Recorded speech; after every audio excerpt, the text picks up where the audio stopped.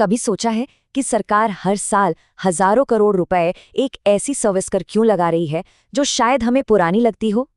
लेकिन क्या सच में ऐसा है? आज हम इंडिया पोस्ट के विशाल नेटवर्क और उस 6 अंकों के कोड के पीछे की अविश्वसनीय कहानी में गोता लगाएंगे। एक ऐसा कोड जो आज भी पूरे देश को एक साथ बांधे हुए है। चलिए शुरू करते हैं। जरा इस नंबर पर नजर डालिए, 20,000 करोड़ रुपए। ये वो रकम है जो इंडिया पोस्ट को हर साल घाटे में ले जाती है। और पता है, इस घाटे के साथ ये एयर इंडिया और BSNL जैसी कंपनियों को भी पीछे छोड़कर भारत की सबसे बड़ी लॉस मेकिंग सरकारी कंपनी बन जाती है। यकीन करना मुश्किल है ना? तो सवाल तो यही उठता है कि क्या टेक्नोलॉजी के इस जमाने में हम एक पुरानी लगने वाली चीज पर इतना पैसा बस बर्बाद कर रहे हैं? क्या हमें वाकई अब डाकघरों की कोई जरूरत है? और इससे हमें और आपको क्या फर्क पड़ना चाहिए? आइए इन्हीं सवालों के जवाब ढूंढते हैं। तो चलिए इस 20,000 करोड़ के सवाल की गहराई में उतरते हैं। आखिर ये सारा पैसा जा कहाँ रहा है? और सबसे जरूरी बात, इसकी कीमत कौन चुका रहा है? ये देखिए, ये जो लाल रंग का बड़ा बार है, ये है खर्चे, और हरा वाला छोटी सी बार है कमाई। और इन दोनों के बीच की ये खाई हर साल बस बढ़ती ही जा रही है। इसका एक बहुत बड़ा हिस्सा 5 लाख से ज्यादा कर्मचारियों की तनख्वाह और पेंशन में जाता है। और ये पैसा, ये हम सबके टैक्स से आता है। अच्छा, इस पूरी वित्तीय पहेली को समझने के लिए हमें थोड़ा सा टाइम में पीछे जाना होगा।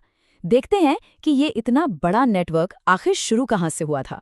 तो देखिए, इसकी शुरुआत हुई थी 1766 में ब्रिटिशर्स के लिए एक सुविधा के तौर पर, ताकि वो इंग्लैंड और अपनी कॉलोनीज के बीच आसानी से बात कर सकें। लेकिन आज़ादी के बाद पूरी कहानी ही पलट गई। 1947 में जहां सिर्फ 23,000 डाकघर थे, वहीं आज ये नेटवर्क बढ़कर 1,55,000 से भी ज्यादा हो गया है। और असली बदलाव यहीं पर आया। फोकस अंग्रेजों के बड़े शहरों से हटकर भारत के गांवों पर आ गया। आज 90% डाकघर ग्रामीण भारत में है।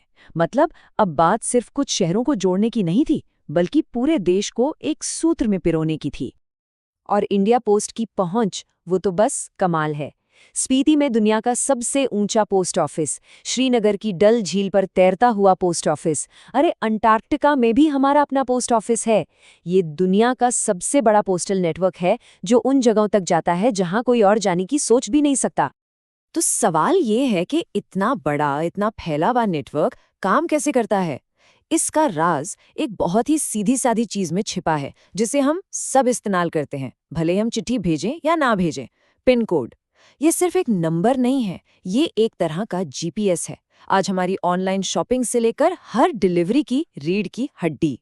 लेकिन क्या कभी किसी ने सोचा है कि इस बेहद आसान लेकिन क्रांतिकारी सिस्टम के पीछे दिमाग किसका था?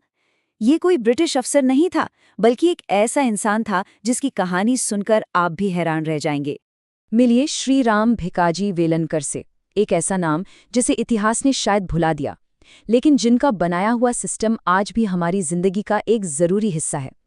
वो सिर्फ एक सरकारी बाबू नहीं थे, वो एक असली जीनियस थे। उनकी सोच कितनी कमाल की थी, इसका अंदाजा इस बात से लगाइए कि वो संस्कृत के एक अद्भुत कवि थे।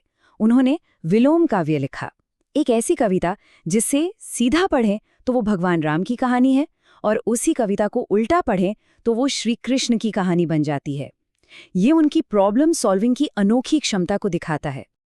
और उन्हें एक बहुत बड़ी प्रॉब्लम को सॉल्व करना था। आज़ादी के बाद भारत में चिट्ठी पहुंचाना एक बुरे सपने जैसा था। एड्रेस लिखने का कोई एक तरीका नहीं, दर्जनों अलग अलग भाषाएं, और बहुत से लोग पढ़ लिख नहीं सकते थे। ऊपर से एक ही गांव में एक ही नाम के कई लोग होते थे। इस प्रॉब्लम को फौरन ठीक करने की जरूरत तब महसूस हुई जब 1971 की जंग छिड़ी। अपने सैनिकों तक जरूरी मैसेज पहुंचाने में इतनी मुश्किलें आ रही थीं कि ये साफ हो गया कि एक बेहतर सिस्टम के बिना एक राष्ट्रीय संकट खड़ा हो सकता है। और वेलंकर जी का समाधान बेहद सरल और उतना ही शानदार था। ये एक फिल्टर की तरह काम करता है। पहला नंबर आपको देश के सही हिस्से में ले जाता है, अगले 2 अंक आपको सही जिले तक ले जाते हैं, और आखिरी के 3 अंक आपको सीधे उस एक पोस्ट ऑफिस के दरवाजे तक पहुंचा देते हैं। सिंपल, लॉजिकल और जबरदस्त तरीके से कारगर। तो चलिए इतिहास और सिस्टम को समझने के बाद वापस आज के दौर में लौटते हैं। इस डिजिटल दुनिया में आखिर इंडिया पोस्ट की जगह कहाँ है? यहाँ प्राइवेट कुरियर कंपनियों और इंडिया पोस्ट में एक बुनियादी फर्क है। प्राइवेट कंपनियां मुनाफे के लिए काम करती हैं, वो वहीं जाती हैं जहां उन्हें बिजनेस मिलता है। लेकिन इंडिया पोस्ट की एक यूनिवर्सल सर्विस ऑब्लिगेशन है, मतलब उसकी जिम्मेदारी है कि वो देश के हर नागरिक तक पहुंचे, चाहे वहां से फायदा हो या ना हो। और बस यहीं पर इंडिया पोस्ट की असली कीमत समझ में आती है। उन किसानों तक आम के बीज पहुंचाने की कहानी हो जिन्हें प्राइवेट कंपनियों ने मना कर दिया था, या फिर स्पीति जैसी मुश्किल जगहों पर अकेली सर्विस देने की बात हो। ये दिखाता है कि ये सिर्फ एक मेल सर्विस नहीं है, ये एक लाइफलाइन है। तो जब हम इसे इस नजरिए से देखते हैं तो वो 20,000 करोड़ का घाटा असल में एक निवेश की तरह लगने लगता है। ये देश के हर कोने को आपस में जोड़े रखने की कीमत है। ये पक्का करने की कीमत है कि कोई भी पीछे न छूट जाए। तो फिर इस ऐतिहासिक संस्था के लिए आगे का रास्ता क्या है? क्या ये अतीत की याद बनकर रह जाएगी या भविष्य के लिए खुद को नए सिरे से तैयार करेगी? आज जो सबसे बड़ी चुनौती है वो है इनोवेशन की कमी। जिस तरह की क्रिएटिव सोच ने 50 साल पहले पिन कोड को जन्म दिया था, आज इंडिया पोस्ट को उसी तरह की सोच की सख्त जरूरत है ताकि वो समय के साथ कदम मिलाकर चल सके। बात बिल्कुल सीधी है। भारतीय समस्याओं के लिए भारतीय समाधान चाहिए। वेल्लंकर जी ने यही समझा था। उन्होंने भारत की अनोखी चुनौतियों को देखकर एक अनोखा समाधान तैयार किया था। और ये कितनी अजीब और दुखद बात है कि जिस इंसान ने हमारी जिंदगी पर इतना बड़ा असर डाला, आज उसे बहुत कम लोग जानते हैं। वो इंसान जिसने एक पूरे देश को रास्ता ढूंढने में मदद की, वो खुद इतिहास के पन्नों में कहीं खो सा गया है। तो हम आपको इसी सवाल के साथ छोड़े जाते हैं। पिन कोड पिछली आधी सदी का जवाब था। आने वाले 50 सालों का जवाब क्या होगा, और वो अगला वेलिनकर कौन होगा जो उस जवाब को ढूंढ निकालेगा?